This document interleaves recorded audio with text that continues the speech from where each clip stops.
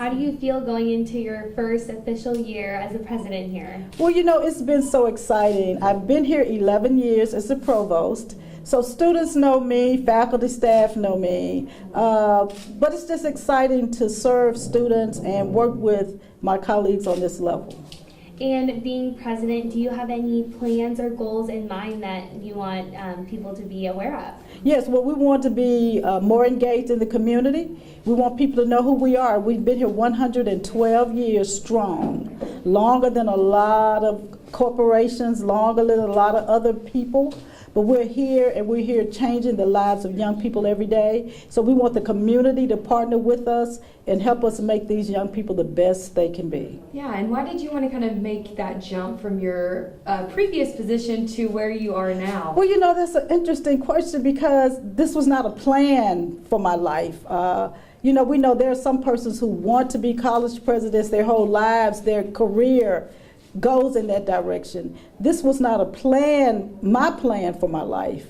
But as I worked here at Jarvis and as I began to love Jarvis and the opportunity became available, I took the leap. And grateful to God that I was selected by the Board of Trustees. Yeah, and so now as president and you're kind of looking out on the future of Jarvis, what are you hoping and wanting for the university here? We want to expand our digital footprint. We want to expand people's knowledge about who we are. We want to begin to look at innovative programs that allow young people who choose Jarvis to get in and get out quickly. We understand that higher education cost is an issue. We understand that young people want to go on with their lives. So we're going to design programs that will be affordable, but also that will be give them an opportunity to graduate early and move on with their lives. Yeah, and is there any challenges that you see within the university that you're hoping to kind of help overcome? Well, not necessarily in the university, but there are challenges in higher education in general.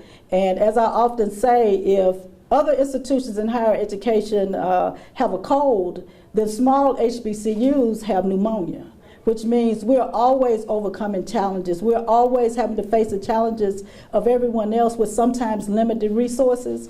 But those challenges are, as I said, the cost of education, the fact that the demographics are changing. High school students are no longer coming to college. They're deciding to do something different. Remote work. Do you want me to go on and on? But there are many challenges, but we believe that, I believe I have the team here at Jarvis to help us overcome those challenges. For sure, and you kind of led me into your my next question. You know, as you said, HBCUs do have challenges that they have to face. What is the biggest one that you feel like Jarvis kind of faces almost? I think that one thing is the support that we get because we are a private institution. We get limited state support from the state of Texas. However, we're educating Texas citizens like other institutions. And so we just need that support to make sure that there's equity in the opportunities for all students. And when you choose to attend a private college, I just don't think you should be penalized for doing that. For sure.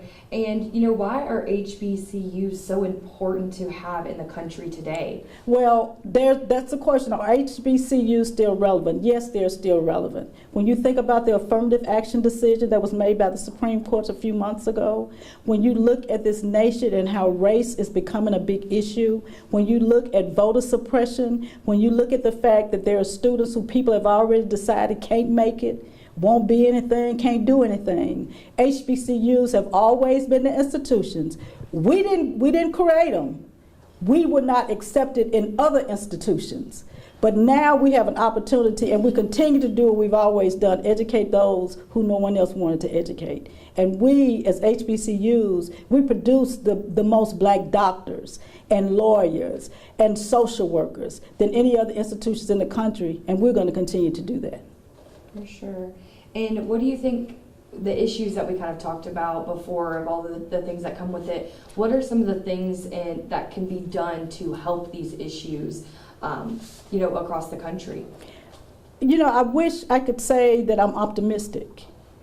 But as I said in my speech, it's going to take the generation that's sitting here listening to us today to be the peacemakers.